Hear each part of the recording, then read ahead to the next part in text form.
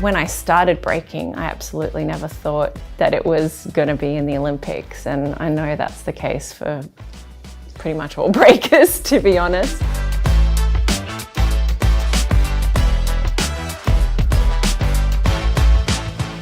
My name's Rachel Gunn. I'm a lecturer at Macquarie University, and I also go by the name Raygun. I will be representing Australia at the Olympics later this year in breaking.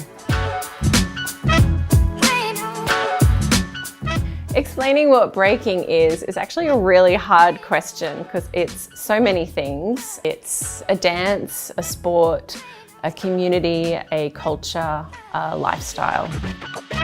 I was introduced to it by my boyfriend, who's now my husband, and my coach. I met him when I was 20, and he introduced me to this dance and to this culture. And it took me a few years, honestly, to start training because I didn't have the upper body strength. I came from a more choreography background. It was a really huge learning curve. If you were to look just at the dance itself has different components. You've got the standing aspect of the dance called top rock. You've got footwork, which is the kicks and the spins you see with people doing like a squat or a tabletop position. You've got the more acrobatic or gymnastic style moves called power moves. And then you've also got the poses that people hold, and usually at a really good point in the music, that are called freezes. The correct term is breaking. Breakdancing was a term coined by the media in the early 1980s. Breakdancing, a skill that's guaranteed to separate the men from the boys. It's been happening in America for some time, but here in Sydney, it's just getting on its feet.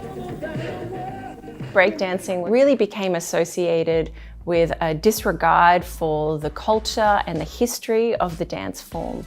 Breaking is the correct term, and it's great to see that breaking is the term being used in the Olympics.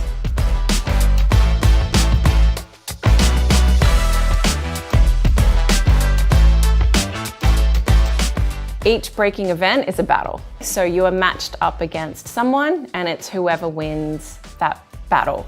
The breaking judging system is a comparative system. It's who is doing better across 5 categories. And that criteria is your execution, so your cleanliness, the clarity of your movement, the flow, the range of movements you're doing. Contrary to what many Aussies think, it's not just a series of worms after worms for a whole battle. Musicality. It's the first time you're hearing the music, but you have to show you're responding to the music. You're dancing to the music, you're highlighting different rhythms and textures. Technique. And finally, originality. And this one's really important. It's hard, I think, for outsiders to see because they're not as familiar with the canon of breaking. What you're doing to innovate on breaking, on that foundation and that form, what's new that you're bringing.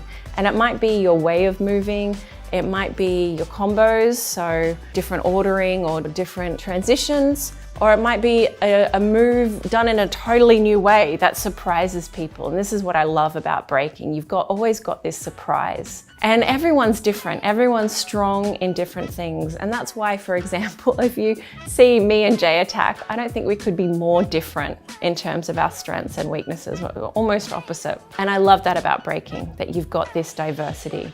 So what you're bringing to the dance floor is you.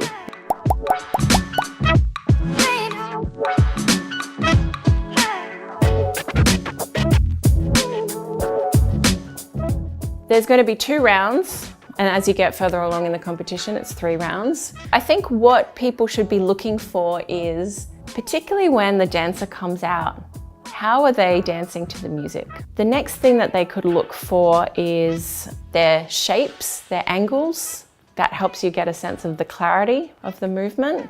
If there's anything different they're seeing more with one breaker than with other breakers, so that might help to see the originality. And any kind of conversation that might be happening between the dancers. There are little signs that dancers give. I'm not sure how much of this will be allowed at the Olympics, but it's not really good to repeat across battles. So if you've already done that head spin combo, you can't really do it again later. So if you're seeing people count, how many times are they doing this? That's because they're calling, you're running out of moves, and I'm seeing that. So there's lots of little actions and movements. You know, they might touch the floor, which says, well, you crashed that wasn't clean. I saw that you messed that move up. So these are little things that people might, you know, pick up on. Now that we're getting closer to Paris, I'm refining more of what I've got. I'm working on specific combinations and little sections that I'll be performing in Paris. And so that means, you know, training breaking 4 or 5 times a week, as well as, of course, you know, I've got strength and conditioning at New South Wales Institute of Sport twice a week and some cardio after that as well. So it's quite a full-on program at the moment because you need to have things prepared that you can draw on, but you also need to be able to freestyle. So your body and mind needs to be so sharp and ready for what's going to happen on the day. Australia, we're definitely the underdogs coming into this, but you know, that can also work in our favor because people might underestimate us.